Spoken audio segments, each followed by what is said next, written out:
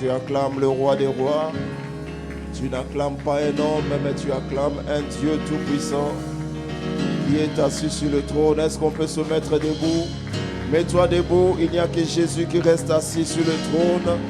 Tu peux l'acclamer, tu peux le célébrer parce que c'est le jour de l'adoration. Nous sommes le dimanche, c'est le jour du Seigneur. Est-ce que quelqu'un peut pousser des cris de joie à Jésus? Est-ce que quelqu'un peut l'acclamer plus fort, meilleur que ça? Est-ce que quelqu'un peut pousser des cris de joie? Il est le roi des rois, il est le Seigneur. Il s'appelle Elohim. Il est assis sur le trône. Il règne à jamais. Gloire à Jésus. Alléluia. Merci, merci l'équipe de louanges. Veuillez vous asseoir. Que Dieu vous bénisse. Nous allons sans plus tarder prendre nos Bibles et nous voulons faire la lecture de la parole de Dieu. Ensuite, nous allons parler de la part du Seigneur. J'invite toute l'assemblée à prendre les Bibles. Nous sommes dans le livre de Genèse, chapitre 27. On va lire du verset 1 jusqu'au verset 19. Et Romains, chapitre 9, verset 12 à 13.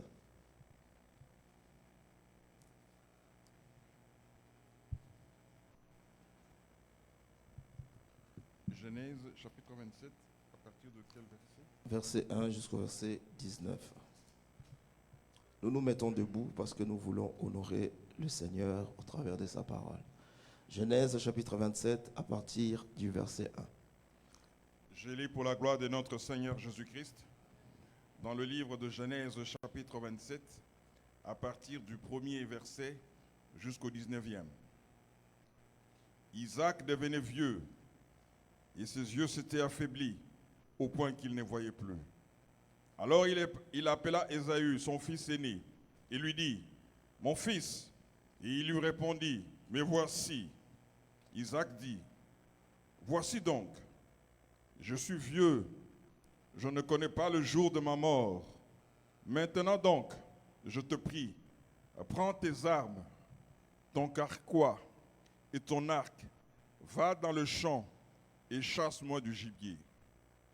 Fais-moi un mets comme j'aime et apporte-le-moi à manger, afin que mon âme te bénisse avant que je meure. » Rebecca écouta ce que Isaac disait à Ésaü son fils. Et Ésaü s'en alla dans le champ pour chasser du gibier et pour le rapporter. Puis Rebecca dit à Jacob son fils, « Voici, j'ai entendu ton père qui parlait ainsi à Ésaü, ton frère. Apporte-moi du gibier et fais-moi un mets que je mangerai et je te bénirai devant l'Éternel avant ma mort. Maintenant mon fils, écoute ma voix à l'égard de ce que je te commande. Va me prendre au troupeau 2 bons chevreaux. J'en ferai pour ton père un mets comme il aime. Et tu le porteras à manger à ton père, afin qu'il te bénisse avant sa mort. » Jacob répondit à sa mère, « Voici Ésaü mon frère est velu, et je n'ai point de poils. Peut-être mon père me touchera-t-il, et je passerai à ses yeux pour un menteur, et je ferai venir sur moi la malédiction et non la bénédiction. » Sa mère lui dit, « Que cette malédiction, mon fils, retombe sur moi. Écoute seulement ma voix, et va me les prendre. » Jacob alla les prendre, il les apporta à sa mère, qui fit un mets comme son père aimait. Ensuite, Rebecca prit le vêtement d'Ésaü, son fils aîné, le plus beau, qui se trouvait à la maison. Elle le fit mettre à Jacob, son fils cadet. Elle couvrit ses mains de la peau de chevreau et son cou qui était sans poils. Et elle plaça dans la main de Jacob, son fils, le mets et le pain qu'elle avait préparé. Il vint vers son père et dit, « Mon père !» Et Isaac dit, « Mais voici, qui es-tu, mon fils ?» Jacob répondit à son père, « Je suis Ésaü, ton fils aîné. j'ai fait ce que tu m'as dit. Lève-toi, je te prie, assieds-toi et mange de mon gibier, afin que ton âme me bénisse. Parole de l'Éternel. Amen. Amen. Romains chapitre 9, verset 12.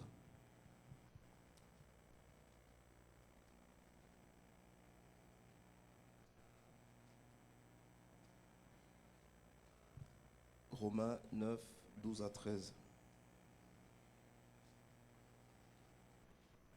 Je lis pour la gloire de notre Seigneur Jésus-Christ dans le livre de Romains chapitre 9, versets 12 à 13. Quand il fut... Pardon? C'est de 12 à 13. 12 à 13. Quand il fut dit à Rebecca, l'aîné sera assujetti au plus jeune, selon qu'il est écrit. J'ai aimé Jacob et j'ai haï Ésaü. Parole de l'Éternel. Amen. Nous acclamons la parole de Dieu. Amen, amen. Acclame mieux la parole. Acclame mieux la parole. La parole, c'est Dieu lui-même. Seigneur, nous te rendons gloire, nous bénissons ton nom et nous recommandons ce moment entre tes saintes mains. Que je disparais et que tu croisses. Enlève de moi tout ce qui ne vient pas de toi. Glorifie-toi. Inspire-moi par ta parole et bénis la vie d'une personne ce matin. Au nom de Jésus. Amen. Gloire à Dieu. Amen. Que Dieu vous bénisse. Je vous souhaite le bienvenu dans la maison du Père. La maison de Dieu, c'est la maison de votre papa. Amen. Soyez à l'aise parce que vous êtes dans la maison de votre Père. Alléluia. Gloire à Dieu. Ce matin, nous allons partager un thème très capital. Est-ce que vous êtes là? Manifestez un peu la présence. Je veux voir que vous êtes là. Gloire à Dieu. Amen. Le thème que nous allons partager ce matin, nous l'avons intitulé « Fais un pas et j'accomplirai le reste ». Amen. Ce matin, Dieu te dit de faire un pas. Il dit « Fais un pas et moi, j'accomplirai le reste ». Ton travail à toi, c'est de faire un pas. Amen. Le reste, c'est Dieu qui le fait. Alléluia. Et le message de ce matin rejoint un peu le dernier message de notre papa, le docteur. Pendant la clôture de nos 5 dimanches, il avait parlé sur un thème très capital où on avait fait la prière de Salomon, la prière d'Abraham et la prière aussi de la femme prostituée. Amen.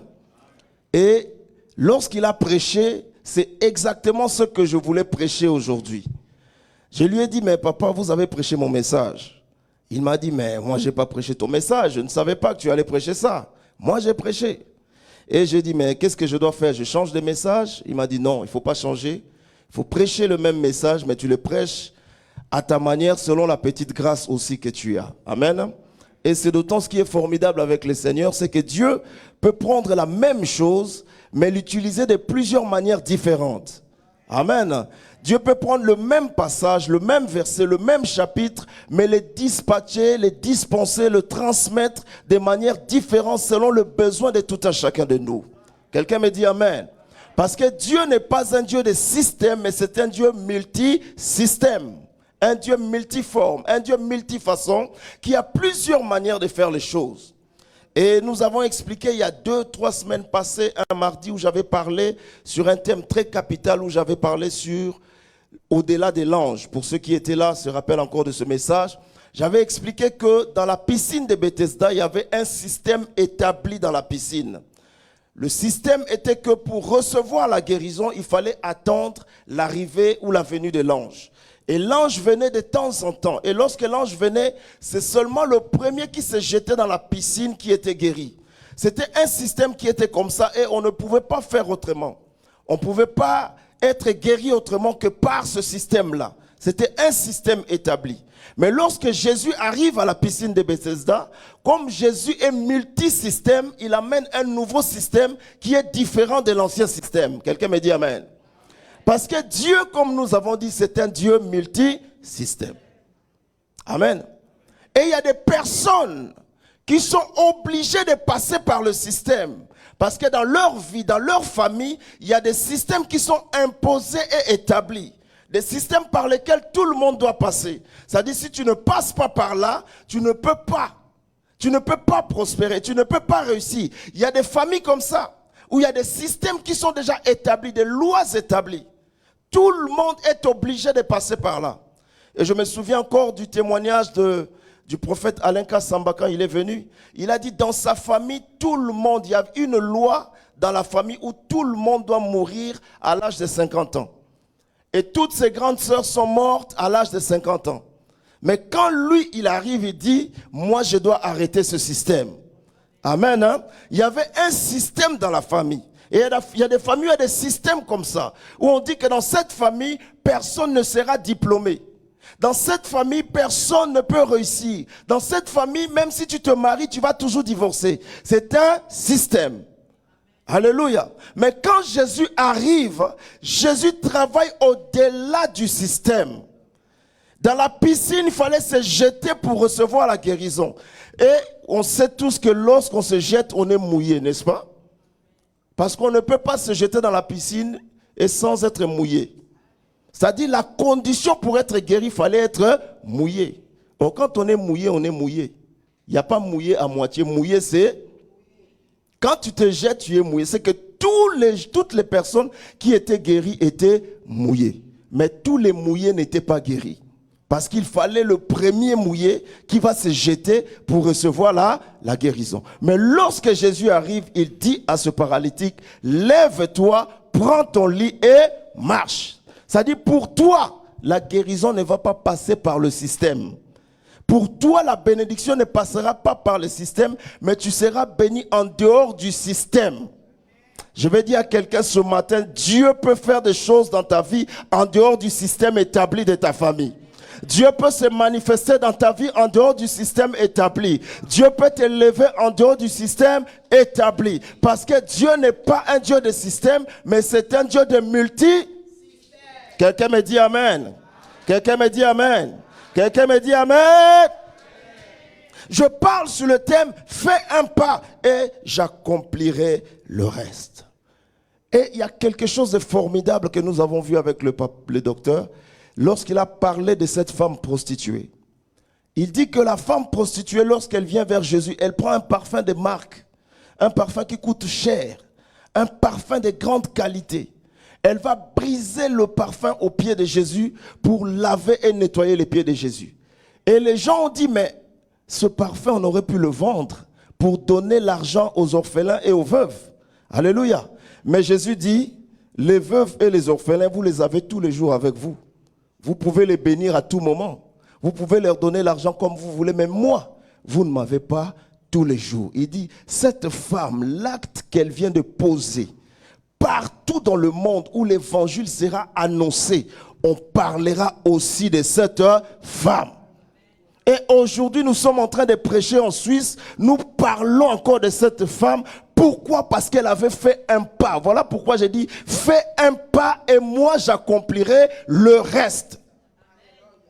Amen. Hein? Elle a fait le pas de briser le parfum. Et Jésus accomplit le reste en disant que partout, c'est-à-dire si vous allez même en Afrique, vous allez au Bénin, au Togo, au Burkina Faso, partout où l'évangile est prêché, on parle de cette femme. Alléluia. Ça, c'est ce qu'on appelle dédicace. En lingala, on dit libanga. C'est-à-dire on te fait libanga.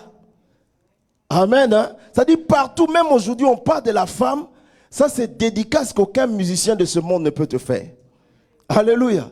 Quand Dieu te dédicace, frère, c'est différent de quand les hommes te dédicacent. Amen. Hein? Les gens donnent de l'argent aux musiciens pour que les musiciens chantent leur nom.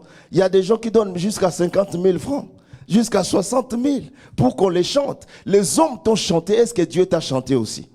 Les hommes t'ont liké, est-ce que Dieu t'a liké aussi? Les hommes ont commenté sur toi, est-ce que Dieu a aussi commenté? La Bible dit, si nous recevons le témoignage des hommes, le témoignage de Dieu est plus grand. Amen. Hein? Quand c'est Dieu qui te like, frère, le ciel approuve, la terre approuve. La Bible dit, partout où l'évangile est prêché, on parle aussi de cette femme. Fais un pas et j'accomplirai le reste. Et il a parlé encore, mon père le docteur, sur Salomon, le roi Salomon, qui a dit à Dieu, je vais donner plus de 1000 têtes de bœufs. On a fait l'estimation, on a dit si un bœuf coûte $200, c'est que 1000 bœufs, ça doit coûter dans les $200,000. C'est beaucoup d'argent. Amen. Mais un bœuf ne coûte pas $200, un bœuf, ça coûte $1000. Si maintenant on fait l'estimation 1000 fois 1000, ça fait 1 million. C'est ce que Salomon a donné à Dieu. Amen. Hein? Et quand il a donné, il a fait le pas de donner ça à Dieu. La même nuit, Dieu est venu pour lui dire, demande-moi ce que tu veux et je te le donne. Alléluia. Fais un pas et j'accomplirai le reste. Et prophétiquement parlant, nous avons fait un pas. Où nous avons dit, nous aussi comme Salomon, nous allons donner. Comme Salomon a donné 1000 bœufs, nous aussi nous donnons combien? Il y a des gens qui ont donné 1000 francs. Moi aussi j'ai donné 1000 francs. D'ailleurs, mes 1000 francs sont ici. Parce qu'on doit aussi prêcher par l'exemple, n'est-ce pas? Il ne faut pas prêcher seulement la parole, il faut prêcher aussi par l'exemple. Un homme de Dieu doit être lui-même un modèle, un exemple. Amen. Donc mes 1000 francs sont aussi là. Et pour ceux qui ont donné aussi 500, leurs 500, ils vont aussi donner. Amen. Il y a eu aussi des 300, il y a eu les gens, parce que nous voulions bénéficier de la clôture de ces 5 dimanches de puissance. Tout le monde devait bénéficier. Et d'ailleurs, je voudrais demander une permission à papa s'il me l'accorde. Parce que vous savez, papa s'est arrêté à 300 francs. Mais il y a des gens qui n'ont pas 300 francs. Il y a des gens qui n'ont que 200. Il y a des gens qui n'ont que 100. Amen. Quelqu'un qui n'a que 100 francs, il va faire comment? Il doit aussi donner parce qu'il doit aussi bénéficier. Voyez-vous? Parce qu'on a clôturé les 5 dimanches. C'était un événement à l'église. Donc toute l'église doit bénéficier. Amen. Même celui qui n'a pas 300 francs. Papa s'est arrêté à 300. Moi, je descends encore à 200. Je descends encore à 100. Est-ce qu'on peut acclamer le Seigneur quand même? Je vais prendre les enveloppes. Pour ceux qui veulent, après, vous pouvez venir chercher vos enveloppes. Amen. Et le Seigneur vous bénira. Donc là, c'est les enveloppes pour la clôture de nos 5 dimanches. Nous avons posé des actes très prophétiques. Amen. Et tu peux aussi profiter de cette occasion pour recevoir toi aussi ta bénédiction. Amen. Je parle de quel thème déjà? Fais un pas et j'accomplirai le reste. Je voulais savoir si vous avez bien compris le thème. Amen. Amen. Est-ce qu'on peut dire un bon amen? Est-ce qu'on peut dire amen? Nous savons tous que c'est le supérieur qui bénit l'inférieur. Amen. Le supérieur, c'est Dieu. Et l'inférieur, c'est nous. Dieu a tout le pouvoir de nous bénir.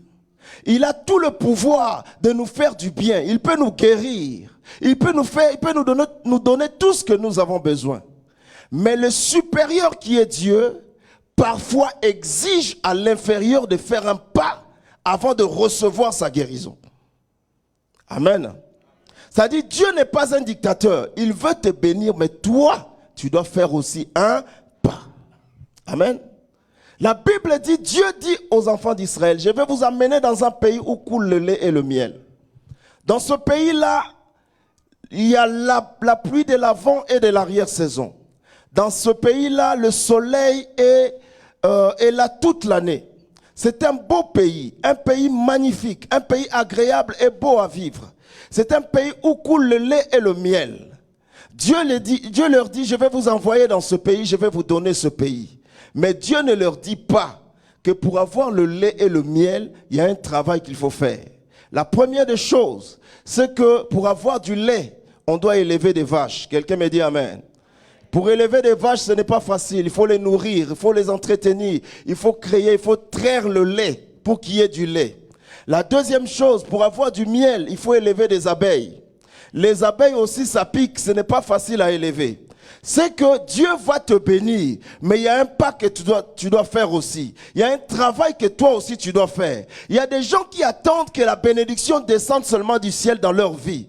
Dans les choses de Dieu et dans le domaine de la bénédiction, il y a la part de l'homme et il y a aussi la part de Dieu. Dieu a sa part à accomplir dans ta vie. Toi aussi, tu as ta part de choses à faire. Il dit à Abraham dans Genèse chapitre 12, sors de la maison de ton père, sors de ta patrie et de ta nation et va dans le pays que je te montrerai. Et c'est là-bas que je te bénirai. Je te bénirai, mais toi, tu dois d'abord sortir. Si tu ne sors pas, si tu ne fais pas le pas, tu ne peux pas être béni. Pour recevoir ta bénédiction, tu dois faire le pas. Alléluia. Et quand Élie arrive dans la maison de la veuve de Sarepta, il y avait la famine dans le pays et la veuve de Sarepta n'avait juste qu'un peu d'huile et de vin. D'huile et de farine. Amen. La veuve de Sarepta dit, je suis en train de préparer un petit gâteau, nous allons manger avec mon fils et ensuite nous allons mourir. Élie lui dit, non, tu ne vas pas mourir. Prépare le gâteau, donne-moi d'abord que je mange. Amen. Je vous dis la vérité, si Élie était un prophète d'aujourd'hui, de l'époque de TikTok, on allait le publier sur TikTok. On allait les mettre en miniature. On allait les miniaturiser.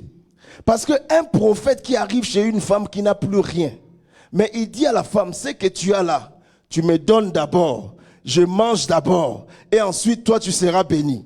Qui peut faire ça? Alléluia. Et je vous dis, même tous les grands prophètes de l'Ancien Testament, même Jésus, s'il était aujourd'hui, s'il avait fait son ministère aujourd'hui, on allait les publier. Faux prophète, faux pasteur, quelqu'un qui veut guérir, qui crache par terre pour mettre la boue dans les yeux de quelqu'un. Ça, ce n'est pas de Dieu. Ça, c'est satanique. Ça, c'est démoniaque. Voyez-vous? Or, Dieu est multisystème. Amen. Fais un pas et j'accomplirai le reste. Et quand la femme, la veuve de Sarepta, a fait le pas, la Bible dit, la fabrique de farine et de l'huile est venue s'installer dans sa maison. Amen. Hein? Est-ce qu'on peut dire amen? Je suis dans l'histoire de deux personnes. Nous sommes dans le livre de Genèse chapitre 27, comme nous l'avons lu tout à l'heure. Ça nous parle de l'histoire de deux hommes, deux jeunes hommes qui sont des jumeaux, deux frères. Le premier, c'est Ésaü et le deuxième, c'est Jacob. Amen.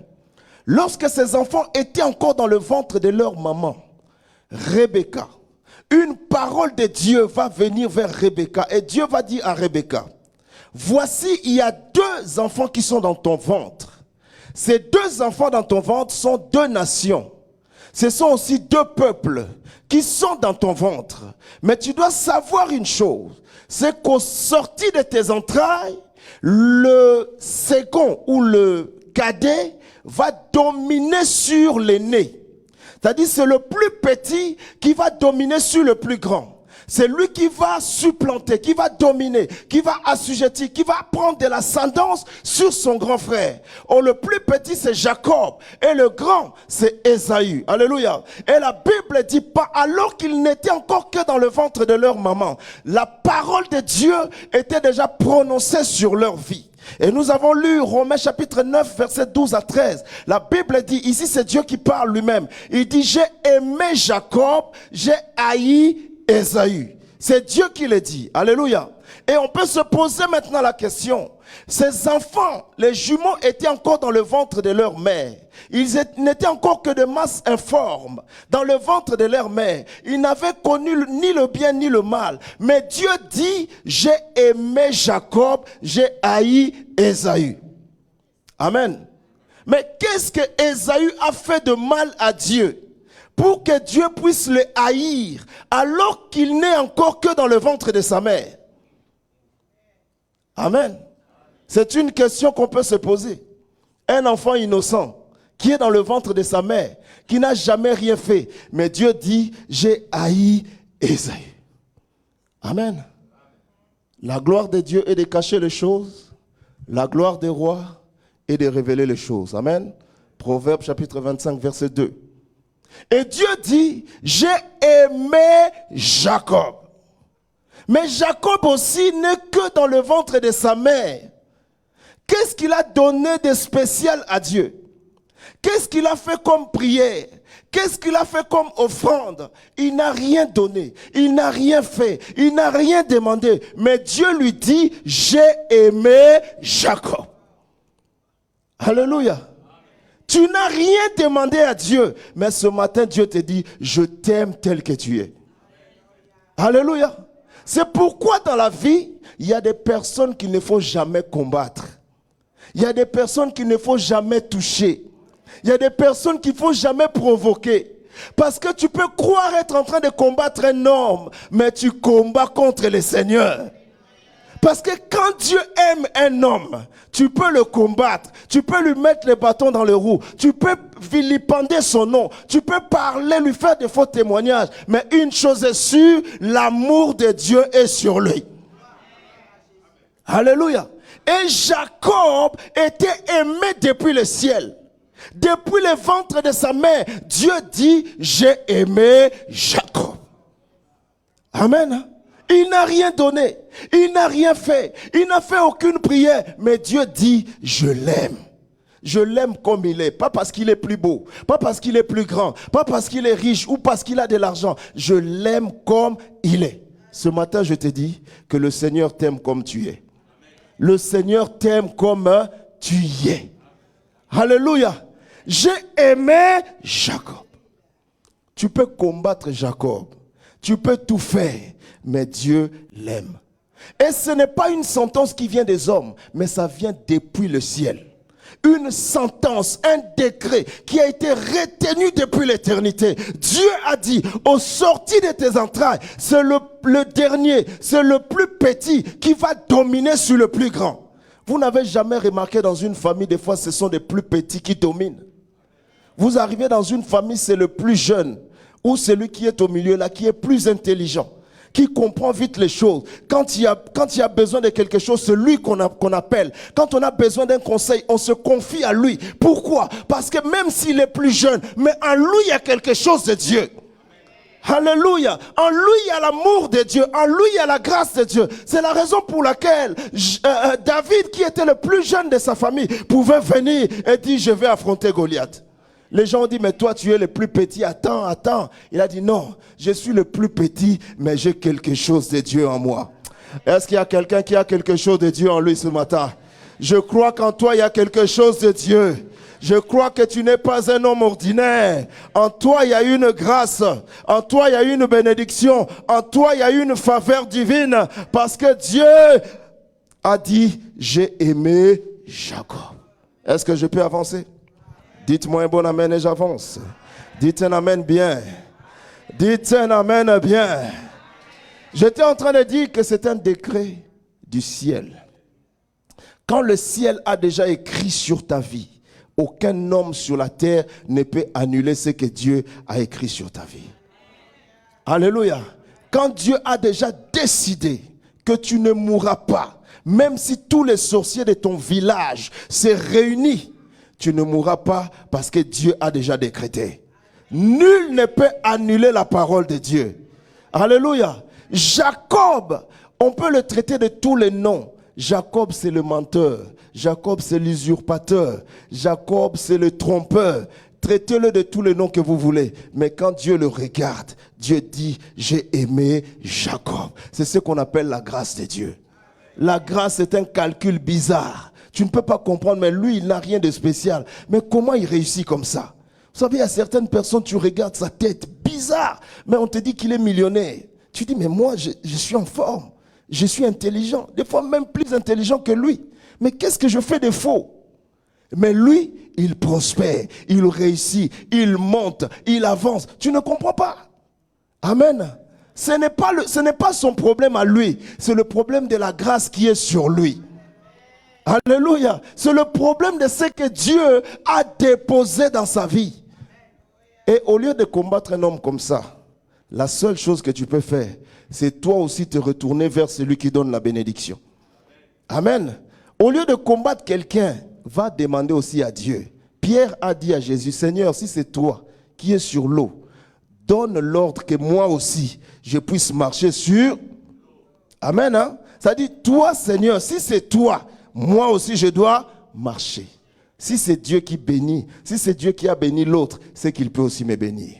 Si c'est Dieu qui a donné le mariage à l'autre, il peut aussi me donner le mariage. Si c'est Dieu qui a élevé l'autre pour qu'il devienne millionnaire, il peut aussi le faire pour moi. Au lieu de combattre l'homme, je vais aller vers celui qui donne la bénédiction. Parce qu'un véritable problème doit se traiter à la source et non à la surface.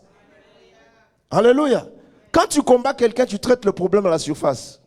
Or, le problème, c'est quand quelqu'un est blessé, on ne peut pas mettre le pansement sans nettoyer la plaie. On doit d'abord commencer par nettoyer. On commence par la source. On met d'abord de l'eau. Ensuite, on met de l'alcool. On met du mercurochrome, tout ce que vous voulez. Et ensuite, on peut bander la plaie. Parce que le problème doit se traiter à la source. Amen. Parce que nous sommes, frères bien-aimés, dans une période où la jalousie bat record.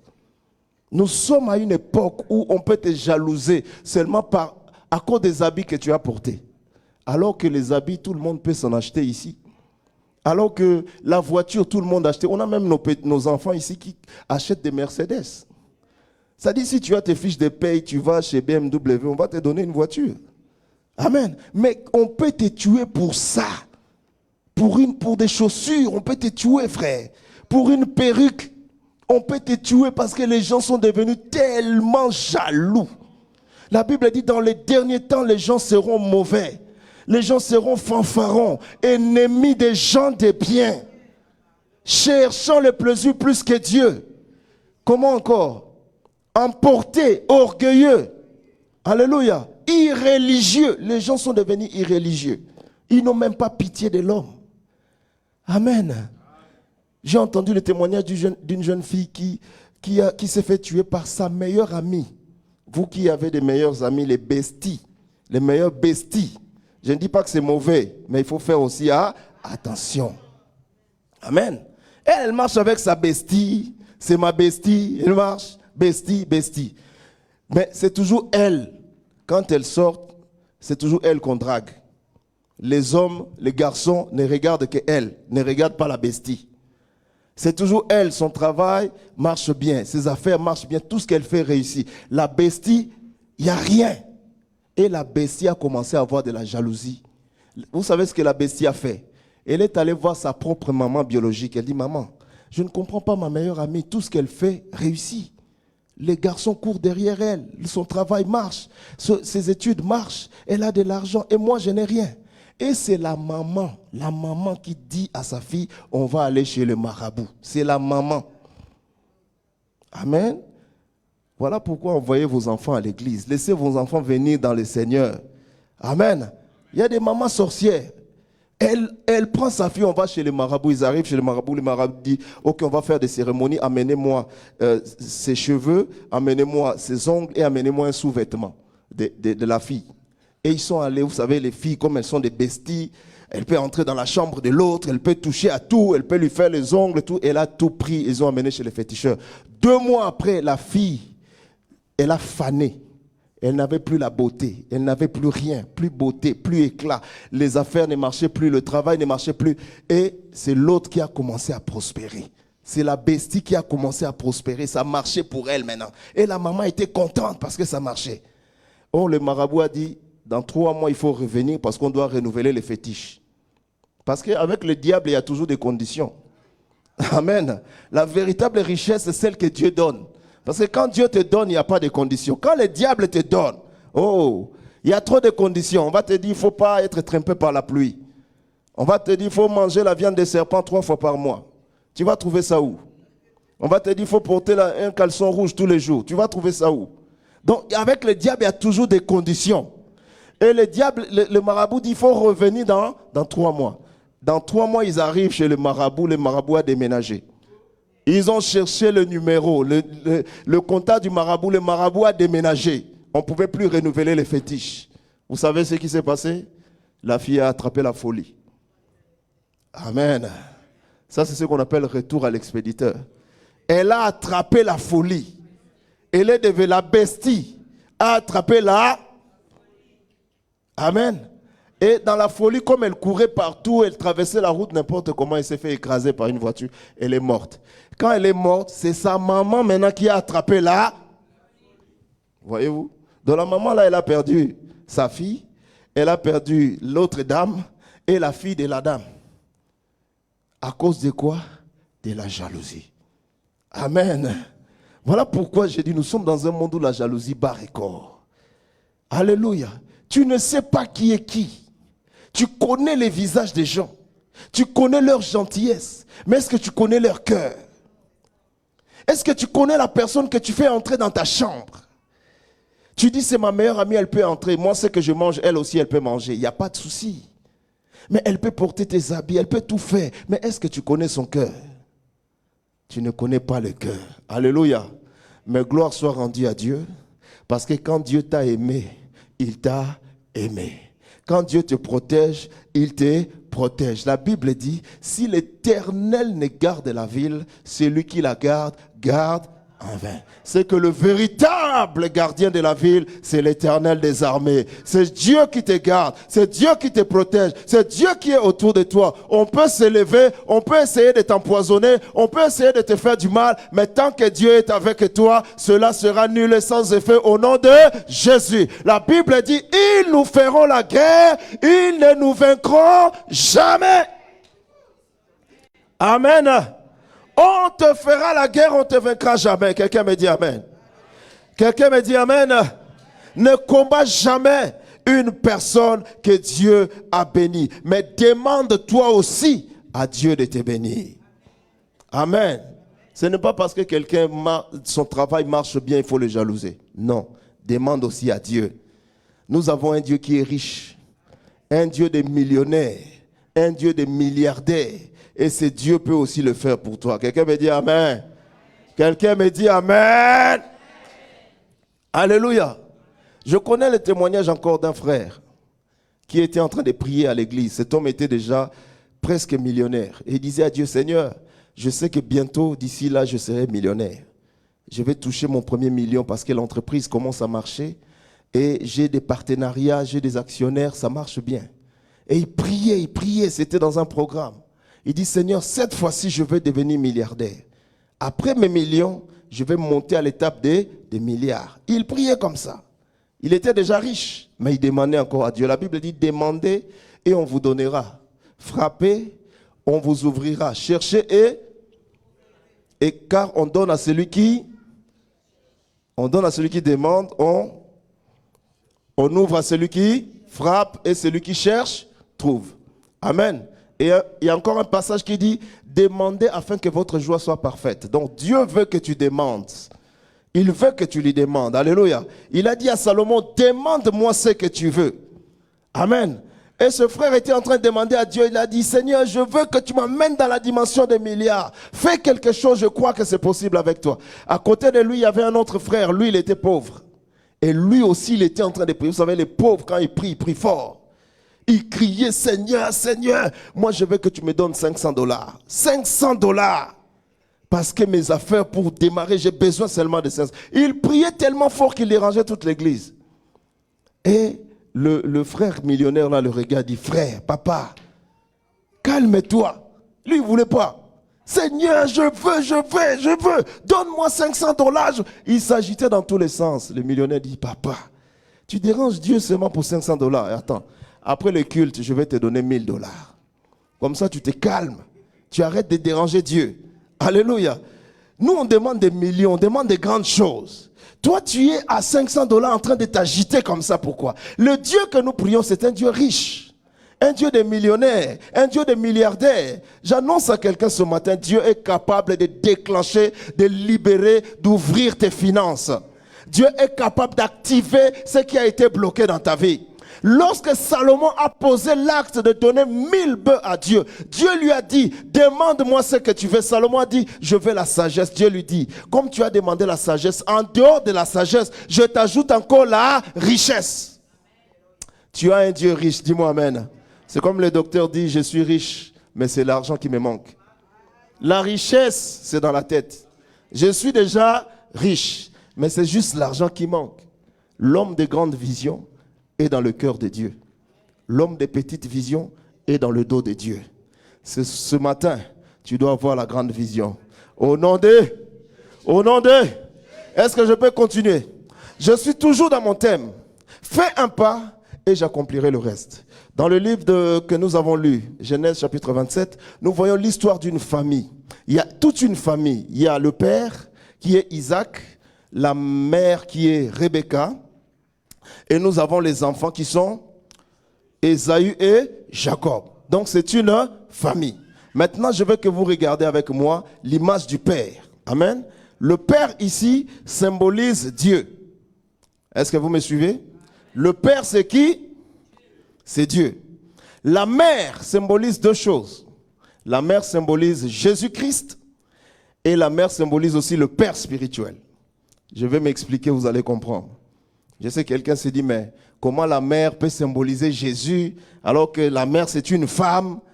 Comment il peut symboliser Jésus? Vous savez, la Bible est un codex, un livre de codes, un livre de symboles. Alléluia. On doit révéler, on doit décoder ce qui est codé. Amen. La mère ici, c'est Jésus-Christ premièrement et c'est aussi le Père spirituel. Non, vous n'êtes pas convaincus. Je vais vous convaincre au travers des Écritures. Amen. Pourquoi j'ai dit que la mère c'est Jésus? Pourquoi j'ai dit que Rebecca c'est Jésus-Christ? Parce que quand on parle de la femme ou de la mère, la femme c'est le symbole de la faiblesse selon la Bible. La Bible dit que la femme, c'est la faiblesse. Amen. 1 Pierre chapitre 3, verset 7. La Bible dit, Marie, vous aussi à votre tour, ayez de la sagesse dans vos rapports avec vos femmes comme avec un sexe faible. Amen. C'est que la femme, c'est le sexe faible. Et la femme ici, c'est Rebecca, qui est le sexe faible. Or, Jésus, pour venir nous sauver, il devait prendre la nature de la faiblesse. Voilà pourquoi j'ai dit, Jésus, c'est Rebecca, c'est la femme. Alléluia. Parce que Jésus ne pouvait pas nous sauver tant qu'il était fort. Lui qui était lion, le lion de la tribu de Juda, est devenu l'agneau de Dieu qui ôte le péché du monde. C'est-à-dire qu'il est devenu faible. 1 Corinthiens chapitre 3, verset 11. Dieu est le chef du Christ, Christ est le chef de l'homme et l'homme est le chef de la femme. Amen. C'est-à-dire que la femme, c'est le sexe faible selon la Bible. Mais Rebecca, maintenant qui est la maman, qui est l'épouse, qui est la femme, je dis que c'est l'image de Jésus parce que pour que Jacob, qui avait les promesses de Dieu, puisse entrer dans sa promesse, il fallait que la femme puisse faire un travail. Il fallait que celle qui était faible, c'est-à-dire la mère qui est l'image de Jésus, puisse faire un travail. Matthieu chapitre 23, verset 37. Jésus dit, ô Jérusalem, toi qui tues les prophètes et qui lapides ceux qui te sont envoyés, combien de fois j'ai voulu vous rassembler comme une poule rassemble ses poussins. C'est que Jésus, c'est une poule, c'est une mère poule. Voilà pourquoi j'ai dit Jésus, pour venir nous sauver, il a pris la nature de la femme qui est la nature de la faiblesse. Il a rassemblé les gens comme une poule. Parce que ce n'est pas le coq qui rassemble les poussins, mais c'est la poule qui rassemble les poussins. Vous comprenez maintenant? Comment est-ce que Rebecca devient Jésus? Ça dit, c'est parce que c'est la femme, c'est parce que c'est l'image de la faiblesse. Est-ce que je peux avancer? Et lorsque, je vais donner encore une preuve, Lévitique chapitre 27 verset 4, on ne va pas lire. La Bible dit, lorsqu'on voulait prendre une femme, on devait payer 30 cycles d'argent. C'était le prix pour épouser une femme. 30 cycles d'argent. Mais vous allez vous rappeler que Jésus aussi a été vendu 30 cycles d'argent. C'est que Jésus, c'est une femme qu'on a épousée. Amen. Et il a été vendu 30 cycles d'argent. Mais la Bible dit, lorsque Judas a pris l'argent qu'on lui avait donné, Judas, quand les remords et les regrets ont commencé à monter dans son cœur, il n'a pas mangé l'argent. Il est parti se suicider. Et l'argent qui est resté là, qu'est-ce qu'on a fait? On a pris ça, on a acheté des champs pour enterrer les étrangers. Amen. On appelle ça champ du potier ou champ de sang. Amen. C'est-à-dire, on a acheté le champ avec l'argent qu'on voulait acheter Jésus qui était la femme. Alléluia.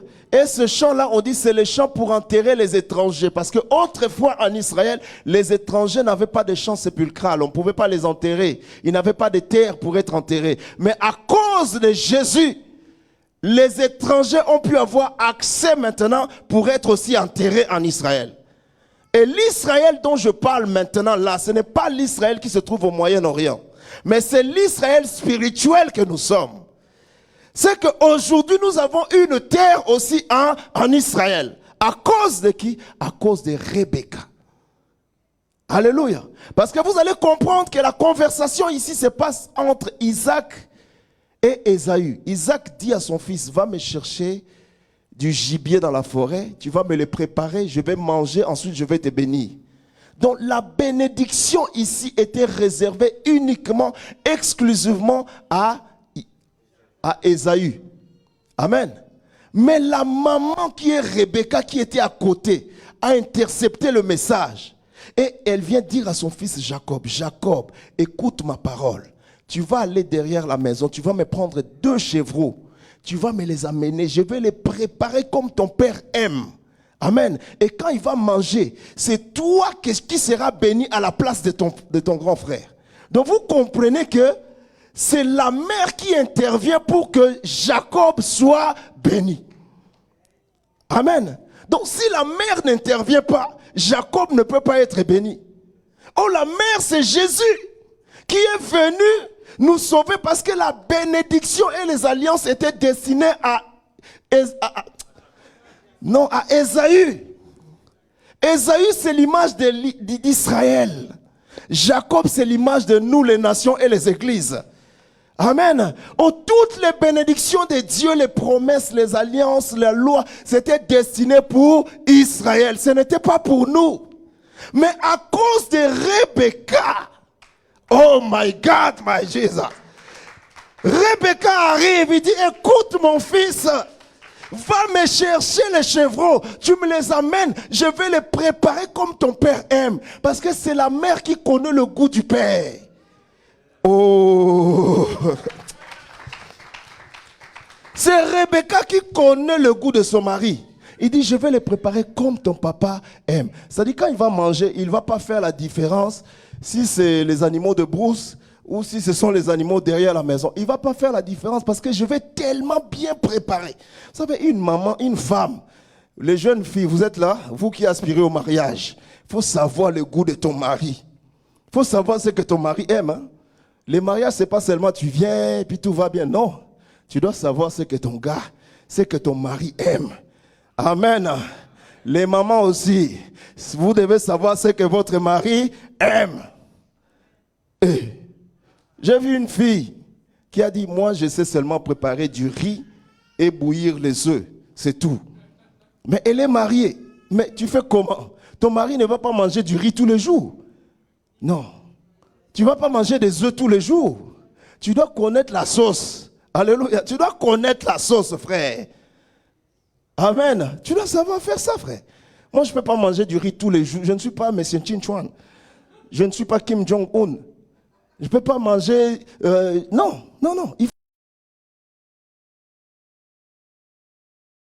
Selon le goût de ton père.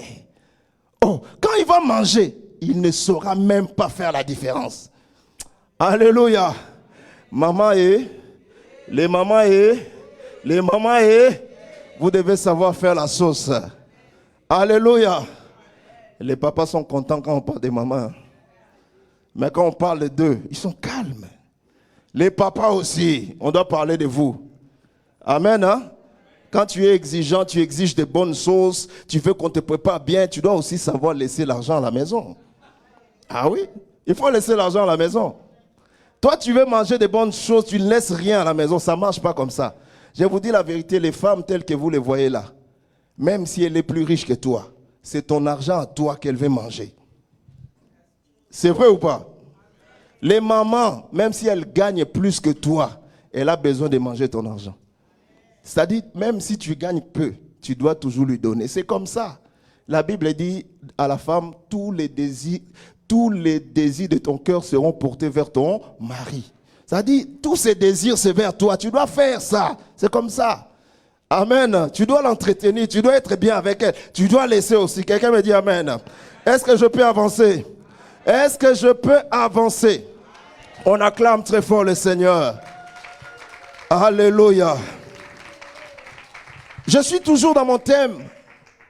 Fais un pas et j'accomplirai le reste. Je voudrais donner un petit point, un dernier point par rapport à l'image de Jésus qui s'identifie à Rebecca. Vous allez remarquer une chose, c'est que quand le Seigneur arrive à la croix de Golgotha, alors qu'il s'est mouru à la croix, la Bible dit, le sang et l'eau coulaient de son corps. Amen. Et quand le soldat romain est venu percer sa côte, qu'est-ce qui est sorti? L'eau et le sang. Voilà pourquoi j'ai dit Jésus pour venir nous sauver, il a pris la nature de la femme. Parce que quand une femme accouche, il n'y a que deux choses qui sortent. La première des choses, c'est qu'elle perd des os. Et la deuxième des choses, c'est le sang qui coule. C'est la raison pour laquelle Jésus qui mourait à la croix, la Bible dit, il a étendu ses mains et les os sont coulés. Le sang a coulé. Et la Bible dit, c'est là que l'église est née. C'était la naissance de l'église. Parce qu'un homme ne peut pas accoucher, mais c'est une femme qui accouche. Et il est, oh my God. Aïe, aïe, aïe, aïe, aïe, aïe, aïe, aïe. Et il étend ses mains, il dit, venez à moi. Vous tous qui êtes fatigués, vous tous qui êtes abattus, vous tous qui êtes découragés, désemparés, venez à moi et je vous donnerai du repos. Ce matin, je veux dire à quelqu'un, Jésus est là, il a encore les mains tendues. Il te dit, viens à moi tel que tu es et je te donnerai du repos. Dieu n'attend pas que tu sois, repenti ou converti pour que tu viennes à lui. Dieu veut que tu viennes à lui tel que tu es. Alléluia. Ton pas à toi à faire, tu fais un pas vers Dieu, tu fais un pas et Dieu va s'occuper du reste. Alléluia. Il y a des gens qui disent, moi je ne suis pas trop digne d'aller vers Jésus parce que j'ai trop de péchés, j'ai commis trop d'erreurs dans ma vie, oh je fais trop de bêtises. Dieu n'a pas besoin de tes bêtises, Dieu a besoin de toi, il a besoin de la personne que tu es. Alléluia. Il dit, viens à moi tel que tu es, fais le pas de venir à moi et moi j'accomplirai le reste. Alléluia. Il y a des gens qui sont dans le passé, dans le remords. Oh, quand j'étais, j'ai fait ceci, j'ai fait cela. Dieu n'a pas besoin de ça. La Bible dit, ne pensez plus aux événements passés. Ne considérez plus ce qui est ancien. Car voici, je veux faire une chose nouvelle sur le point d'arriver. Je mettrai un chemin dans le désert et je mettrai des fleuves dans la solitude. Jésus t'appelle tel que tu es. Il dit, reviens à moi. Il y a quelqu'un ce matin, pendant que je suis en train de parler, ton cœur était déjà relâché. Tu n'avais plus l'amour que tu avais avant. L'attachement que tu avais avec Dieu. Tu t'es déconnecté. Tu sens comme une déconnexion. Tu n'arrives plus à prier.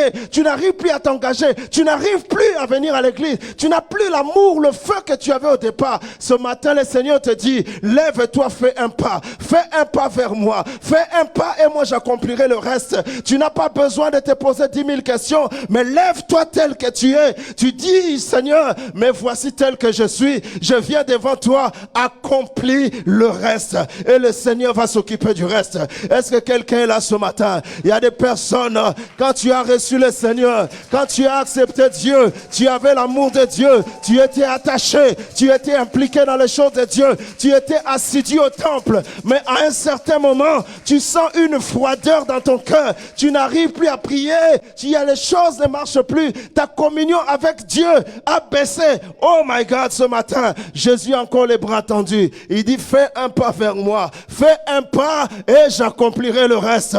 Mon problème en tant que Dieu, c'est d'accomplir le reste. Mais ton problème en tant que mon fils, en tant que ma fille, c'est de faire un pas.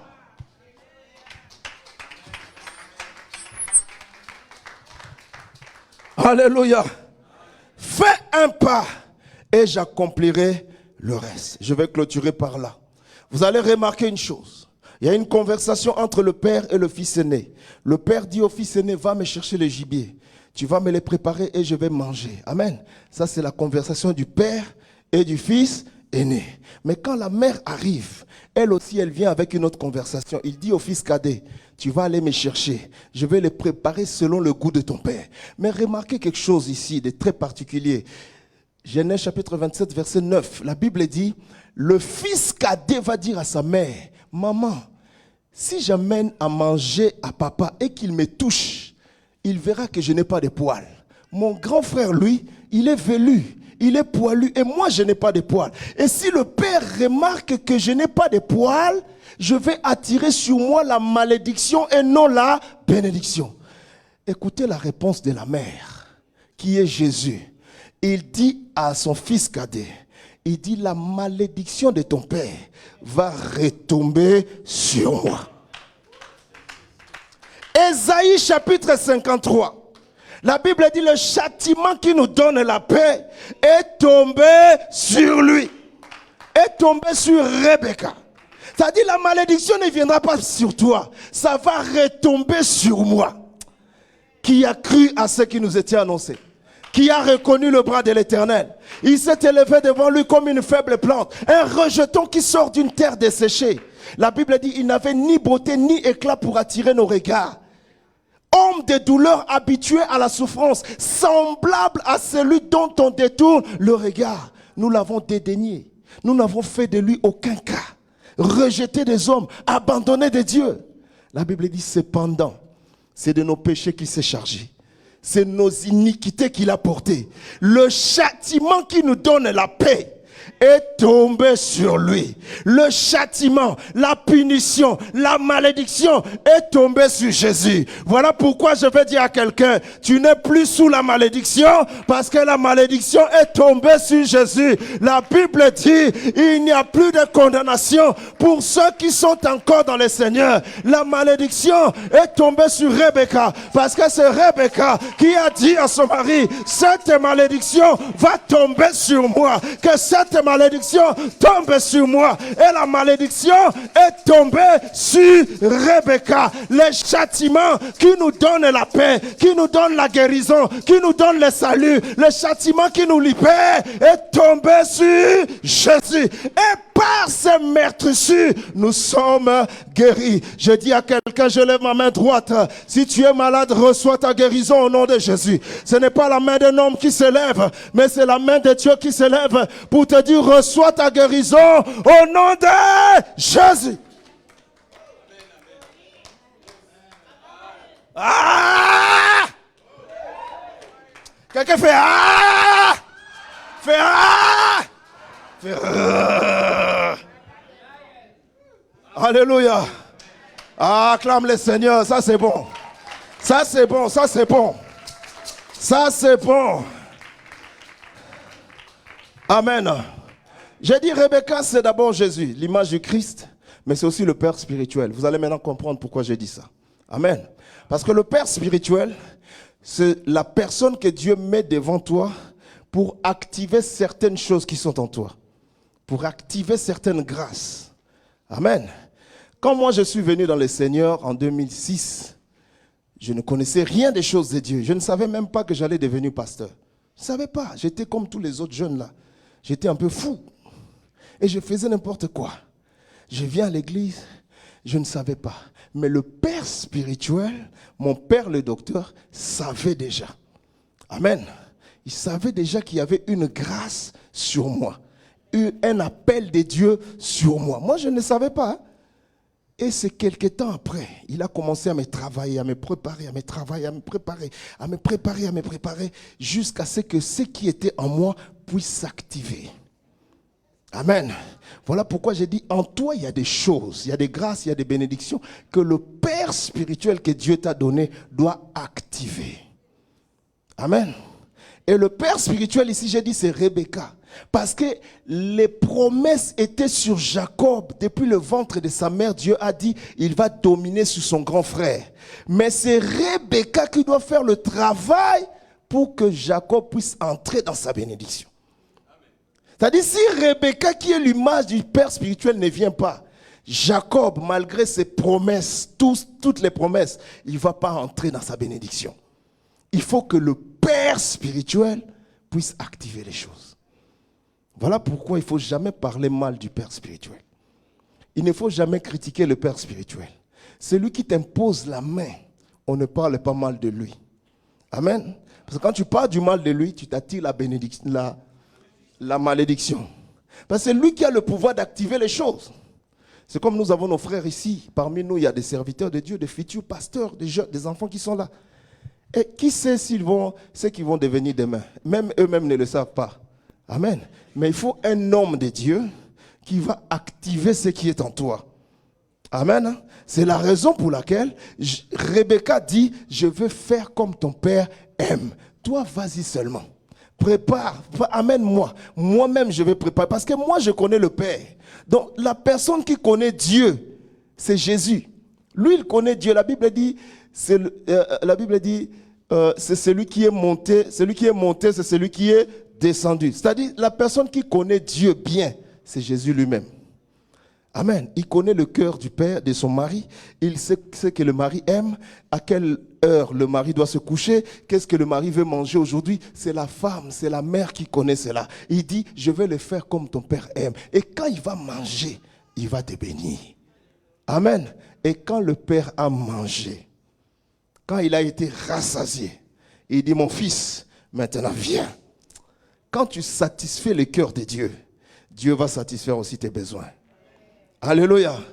Quand tu satisfais le cœur de Dieu, Dieu est prêt à satisfaire aussi tes besoins. C'est quand il a mangé, il a dit, maintenant mon fils, approche-toi que je te bénisse. Et le père va toucher le fils, il dit, mais tu as des poils. Mais en réalité, les poils, c'était la peau de chevreau que la mère lui a fait porter.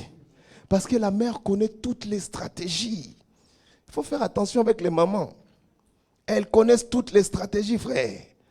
Alléluia. C'est-à-dire, malgré les promesses que tu as, Jacob, c'est la mère qui connaît les stratégies pour que tu puisses entrer dans ta bénédiction. Alléluia. Tu as les promesses en toi. Tu marches avec ça dans tes épaules, mais tu ne sais pas entrer dans ta bénédiction. Il y a des gens qui ont la grâce de Dieu, qui ont des potentiels, qui ont des capacités, qui sont intelligents, intellectuels, mais ils ne savent pas comment faire pour entrer dans leur bénédiction. Il faut qu'il y ait un Rebecca. Alléluia. Rebecca va te dire ce que tu dois faire. Parce qu'une femme enceinte ne se conduit pas elle-même. C'est la grossesse, c'est le bébé qui conduit la femme enceinte et qui lui dicte ce qu'elle doit faire. Amen. Une femme enceinte, vous allez la voir manger des choses bizarres. Tu dis, mais c'est quoi? C'est pas elle. Moi, j'ai vécu ça quand ma femme était enceinte. C'est à 21h30 qu'elle te dit, je vais manger les hamburgers de chez McDonald's. Tu dis, mais on était là toute la journée, tu ne voulais pas manger les hamburgers. Il est 21h, demain, moi, je travaille et je dois aller te chercher les hamburgers. Elle dit, je vais manger les hamburgers, sinon je ne dors pas. Ce n'est pas elle qui veut, mais c'est la grossesse qui pousse. Tu peux te fâcher, tu peux même l'insulter, tout ce que tu veux. Ce n'est pas de sa faute, c'est la grossesse. Amen. Ça dit, elle a la grossesse. Et la grossesse la pousse à faire des choses. Elle peut cracher partout. Elle peut insulter les gens. Elle sent ton odeur. Moi, des fois, j'arrive à la maison, elle ne veut même pas sentir mon odeur. Je dis, mais quoi? Hier, on était bien, et puis aujourd'hui, tu changes comme ça. Voyez-vous, c'est la grossesse. Quand quelqu'un a la grâce de Dieu, ce n'est pas toi qui te conduis, mais c'est la grâce de Dieu qui est en toi qui te conduit. Quelqu'un me dit Amen. Amen. Quelqu'un me dit Amen. Alléluia. Et une femme enceinte, c'est quelqu'un qui a l'appel de Dieu, qui a la grâce de Dieu, qui a la vocation de Dieu, qui a quelque chose de Dieu. Tu es une femme enceinte. C'est pourquoi le monde ne te comprend pas. Les gens te trouvent bizarre. Tu es orgueilleux depuis que tu vas dans cette église-là. Mais c'est tout à fait normal. J'ai quelque chose de Dieu. Je suis une femme enceinte. Alléluia. La seule personne qui connaît le secret de cette grossesse, c'est le mari. Lui, il connaît. Il sait comment la grossesse est entrée. Il connaît tout. Donc toi, tu ne peux pas comprendre. C'est seulement le mari qui comprend les choses. Alléluia. Mais maintenant, pour que la grossesse puisse se manifester, puisse se produire, puisse se révéler, il faut que quelqu'un puisse faire un travail. C'est le travail de Rebecca. Rebecca dit à Jacob, fais un pas. Moi, j'accomplirai le reste. Toi, tu vas derrière la maison. Tu vas m'attraper des chevaux. Tu vas me les amener. C'est la seule chose que tu vas faire. Ton pas à toi, c'est d'aller chercher les chevaux. Le reste, c'est moi. C'est moi qui va préparer la sauce parce que c'est moi qui connais la sauce. C'est moi qui va prendre les poils des chevaux pour te couvrir parce que c'est moi qui connais ces choses. Toi, tu ne peux pas connaître. Il dit, mais si je m'attire la malédiction, tu ne vas pas t'attirer la malédiction. La malédiction va retomber sur moi. Voilà pourquoi nous avons dit, Ésaïe chapitre 53, les châtiments qui nous donnent la paix est tombé sur. Est-ce qu'on peut acclamer le Seigneur? Fais un pas et j'accomplirai le reste. Nous mettons debout. Nous nous mettons debout. Nous acclamons encore le roi des rois. Gloire, gloire, gloire, gloire, gloire, gloire, gloire, gloire, gloire, gloire. Amen. Je n'ai pas terminé mon message. Mais le temps nous fait défaut, nous allons prier d'abord. Amen. Équipe de louanges, s'il vous plaît. Je pense que nous sommes le 22 mars et il nous reste un dimanche avant d'entrer au mois d'avril. Ce matin, je voudrais que nous puissions prier parce que la Bible dit dans le livre de Job, depuis que tu es né, as-tu déjà commandé au jour? Amen. Nous allons prier déjà maintenant pour le mois d'avril, afin que le mois d'avril soit un mois de bénédiction. Alléluia. Les hommes intelligents, les fils d'Isaacar, planifiaient déjà les choses. C'est-à-dire, ils pouvaient être ici, ils se projettent déjà dans 6 mois et ils planifient déjà son mois de juin, son mois de juillet. Ils déclarent déjà des choses. Et ce matin, nous allons prier déjà pour notre mois d'avril. Nous allons demander à ce que Dieu puisse planifier le mois d'avril. Parce que le mois d'avril, prophétiquement, c'est le premier mois de l'année du calendrier juif. Amen. C'est le premier mois de l'année. Donc, chez les Juifs, le mois d'avril, c'est le mois de janvier. C'est là qu'il faut tout planifier. Amen. Nous allons prier. Lève ta main droite, tu répètes après moi. Seigneur Jésus, je bénis ton nom ce matin. Parce que tu es Dieu. En dehors de toi, il n'y a point de Dieu. Tu es le seul et l'unique. Tu es assis au-dessus de toutes choses. Ce matin, je viens devant toi et je déclare pour le mois d'avril. Je déclare sur le mois d'avril que le mois d'avril sera mon mois de témoignage. Parce que la Bible me dit que le mois d'avril, c'est le premier mois de l'année du calendrier juif. Alors je déclare que le mois d'avril qui arrive sera un mois différent. Ça sera le mois de témoignage pour moi. Maintenant, toi, le mois d'avril, écoute ma voix. Je te parle alors que je suis encore au mois de mars. Je déclare sur toi, mois d'avril. Toi qui es le premier mois de l'année, écoute ma voix. Quand j'entrerai au mois d'avril, tout ce que je vais faire sera une réussite. Tout ce que je vais toucher sera une réussite. Au mois d'avril, je vais témoigner la grandeur de Dieu, la gloire de Dieu, la puissance de Dieu. Mois d'avril, écoute ma voix, je te parle. Quand je serai au mois d'avril, tous les combats que l'ennemi a mis au devant de moi seront écartés d'elles-mêmes, sans l'effort d'un homme. Mois d'avril, écoute-moi. J'ouvre ton ciel afin que toutes les bénédictions de Dieu me soient favorables. Mois d'avril, écoute-moi. J'ouvre la terre afin que toutes les bénédictions de Dieu me soient favorables. Au nom de Jésus-Christ. Au nom de Jésus-Christ. Au nom de Jésus-Christ. Nous allons encore prier un sujet que Dieu m'avait mis à cœur. Vous avez-vous remarqué vous-même que depuis peut-être 2-3 ans, il y a beaucoup de gens qui meurent dans la communauté africaine ici, en Suisse. Il y a beaucoup trop de morts. Récemment, il y a même des hommes de Dieu qui se sont rassemblés dans une église pour faire des prières exprès par rapport à ça. Parce qu'il y a beaucoup trop de morts brusques, des morts brutales. Il y a des gens qui meurent, on te dit, mais on l'a retrouvé à la maison, ça fait 3 jours. Et il y a des gens, on ne comprend pas. C'est comme un vent qui souffle comme ça dans la communauté. Amen. Mais nous allons prier ce matin. Amen. Hein? Je veux que tu pries, lève ta main droite. Seigneur Jésus, je lève ma main droite et je déclare comme David que je ne mourrai pas, je vivrai et je raconterai les œuvres de l'Éternel. Je refuse la mort, d'où qu'elle vienne, de ma famille ou en dehors. Que tout esprit de mort qu'on a envoyé sur moi, qu'on a envoyé dans ma maison, qu'on a envoyé sur mes enfants, qu'on a envoyé dans ma vie, qu'on a envoyé sur mon mari, ma femme, soit neutralisé maintenant. Soit neutralisé maintenant. Soit neutralisé maintenant. Au nom de Jésus, je ne mourrai pas. Je vivrai et je raconterai les œuvres de l'Éternel. Toi, l'esprit des morts, écoute ma voix. Je te parle. Je te dis stop. Je te dis stop. Je te dis arrête-toi. Tu n'as pas le droit de mettre ton pied dans ma maison. Dans ma maison, il n'y aura pas de mort cette année. Dans ma famille, il n'y aura pas de mort cette année. Je lève ma main droite et je le déclare. Au nom de Jésus, au nom de Jésus, au nom de Jésus, je te refuse, je te chasse, je te rejette, je t'éloigne, je t'éloigne. Éloigne-toi de moi, toi l'esprit de mort, au nom de Jésus. Est-ce que quelqu'un peut prier maintenant? Tu vas éloigner tout esprit de mort de ta maison.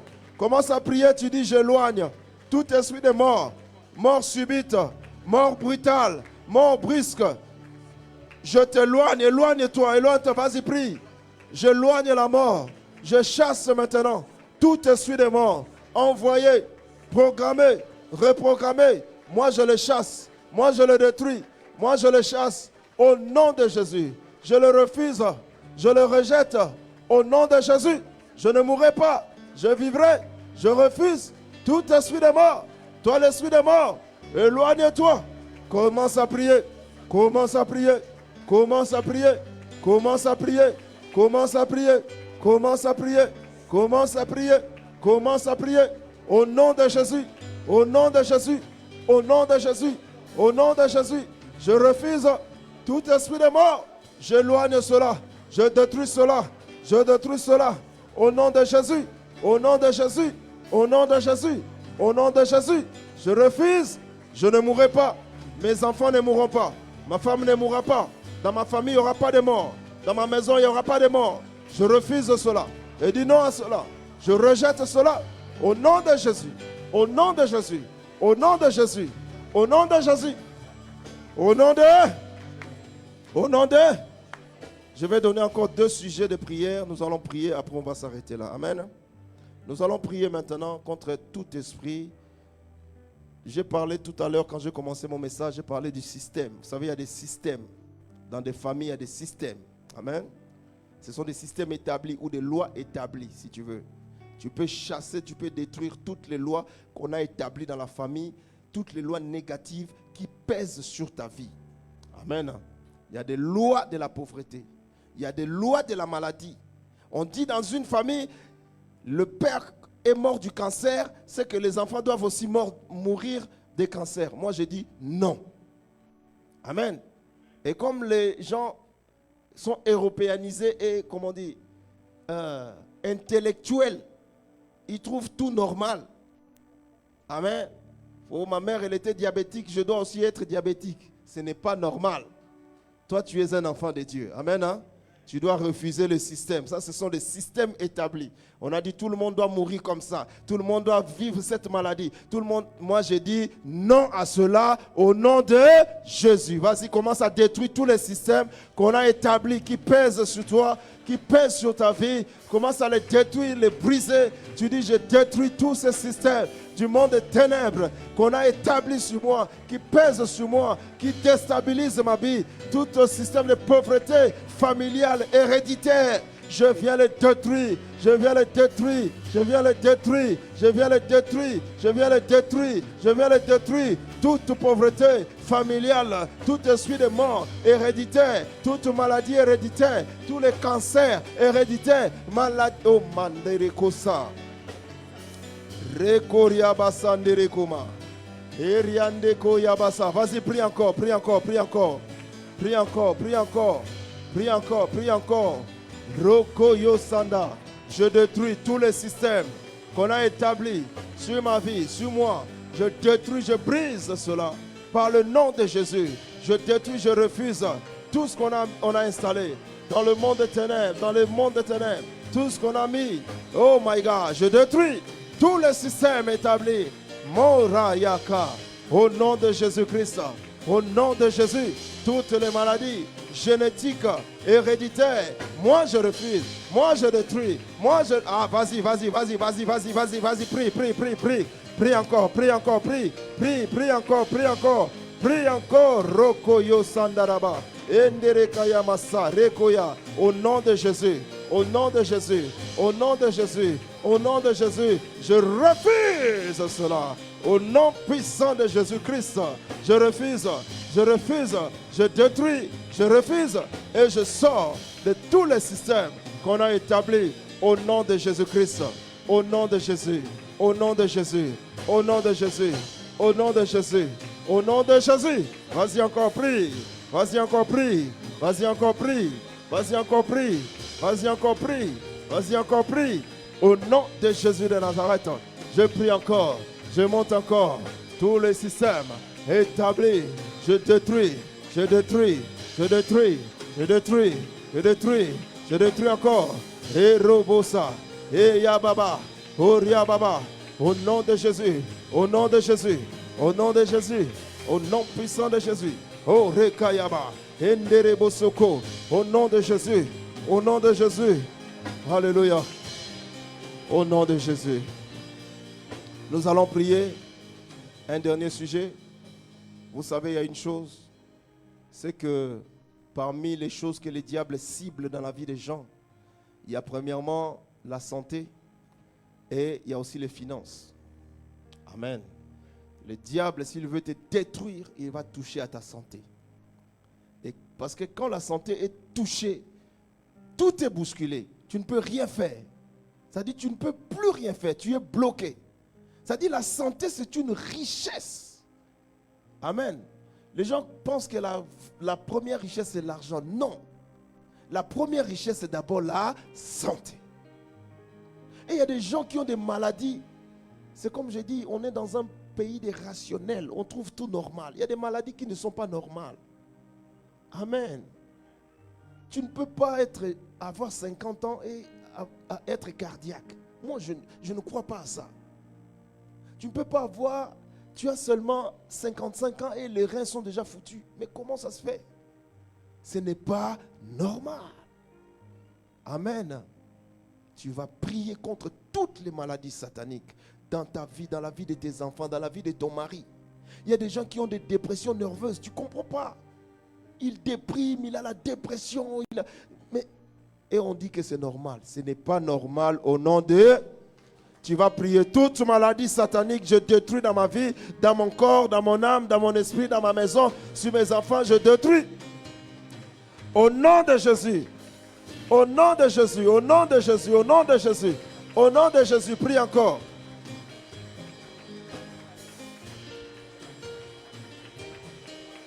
Au nom de Jésus de Nazareth. Tu détruis le diabète, le cancer, toute maladie. Diagnostiqué, présent, futur. Je commence à envoyer le feu. Vas-y. Quelqu'un envoie le feu. Envoie le feu. Envoie le feu. Envoie le feu. Envoie le feu. Je détruis cela. Au nom de Jésus. Au nom de Jésus. Au nom de Jésus. Au nom de Jésus. Au nom de Jésus. Au nom de Jésus. Au nom de Jésus. Au nom de Jésus. Au nom de Jésus. Je détruis, je détruis, je détruis, je détruis, je détruis. Oriabo sakarabasanda. Rederebe sakayaba. Robro sondo robo sokoro. Eremaso tarabashindere. Au nom de Jésus. Je détruis, refuse, refuse, refuse, refuse, refuse. Refuse cela. Oh, yeah. Oh. Lo, lo, lo, lo, lo, lo, lo. Vas-y encore. Na na na na na. La la ni na na na na. Harali na na na na. Rakaya basaka. Orimberibisa. My God. Au nom de... Yes. Nous allons prier encore. Un dernier sujet. Je sens dans mon esprit, il y a une fille ici qui est très jeune, qui n'a pas encore d'enfant, mais qui a quelque chose qui bouge tout le temps dans son ventre chaque nuit. Après le culte, tu vas venir voir le docteur, on va prier pour toi. Amen. C'est comme un serpent que tu vois dans ton ventre qui bouge. On va prier pour toi ce dimanche et cette chose va partir. Amen. Nous allons prier maintenant un dernier sujet. J'ai dit, quand le diable veut combattre la vie de quelqu'un, il touche sa santé et il touche aussi les finances. Amen. On va prier pour les finances parce que si le diable vole tes finances, tu vas pécher, tu vas voler, tu vas devenir menteur, tu vas devenir escroc, tu vas devenir magouilleur parce qu'on a volé, on a bloqué tes finances. Amen. La Bible dit, je souhaite que tu prospères à tous égards et que tu sois en bonne santé comme prospère l'état de ton âme. Alléluia. Donc tu dois prospérer parce que tu as des projets et tu as des choses à réaliser sur la terre. Tant que tu es encore vivant, il y a des choses que tu dois accomplir. Amen. Mais quand le diable veut te détruire, il va toucher les finances. Il va déstabiliser. Il va envoyer des factures. Vous savez, il y a des factures que nous recevons chez nous à la maison. Certaines factures ne sont pas normales. Amen. Hein? Il y a des factures qui sont sataniques. Tu ne comprends pas ça vient d'où. Tu ne sais ni la tête ni la queue. Ça vient comme ça vient. C'est tout simplement pour que tu ne gardes pas l'argent. Et comme on est des rationnels, on dit que c'est normal. Ce n'est pas normal au nom de... Allez, lève-toi, commence à prier. Tous les blocages de finances, tu commences à les détruire. Je détruis tous les blocages liés aux finances. Je le détruis maintenant. Au nom de Yeshua. Ebrakoya. Au nom de Jésus. Au nom de Jésus. Au nom de Jésus. Je détruis. Je détruis. Je détruis. Je détruis. Je détruis tous les blocages liés aux finances. Tous les blocages liés à l'argent. Vas-y, vas-y, vas-y, vas-y, vas-y, vas-y, vas-y, vas-y, vas-y, vas-y, vas-y. Encore. Rekeyende. Oriabasaka. Au nom de Yeshua. Au nom de Jésus. Au nom de Jésus. Je détruis. Je détruis. Je détruis tous les blocages. Vas-y, prie. Prie encore. Je brise cela. Je détruis cela. Allez, vas-y, prie. Libère maintenant tes finances. Tu dis, je commence à libérer toutes les finances qui étaient bloquées dans les eaux, dans le monde des ténèbres, dans la forêt. Je libère toutes les finances. Libère les finances. Libère, libère, libère tes finances. Commence à les libérer. Commence à libérer. Commence à libérer. Commence à libérer. Commence à libérer. Commence à libérer. Au nom de Yeshua HaMashiach. Au nom de Jésus. Au nom de Jésus. Au nom de Jésus. Au nom de Jésus. Je libère mes finances. Je libère mon argent. Je libère cela. Je me libère. Tout ce qui est bloqué dans le monde des ténèbres, dans la forêt. Oh my God. Je prie. Korobosayama. Ebraso korobose. Au nom de Yeshua. Onderebesaya. Eriamasanda. Ondoroboso. Ebrababa. Au nom de Yeshua. Eriamamama. Au nom de Jésus. My God. Au nom de Jésus. Alléluia. Alléluia. Lève ta main. Seigneur Jésus, je bénis ton nom. Parce que tu t'es glorifié ce matin. Que toute la gloire te revienne. Merci pour ton peuple qui a été béni, Seigneur. Merci pour tout ce que tu as déployé ce matin. Que toute la gloire te revienne. Au nom de Jésus-Christ, notre Seigneur. Amen, amen, amen. Que le Seigneur vous bénisse. Je passe le micro au modérateur. Ah oui, attendez.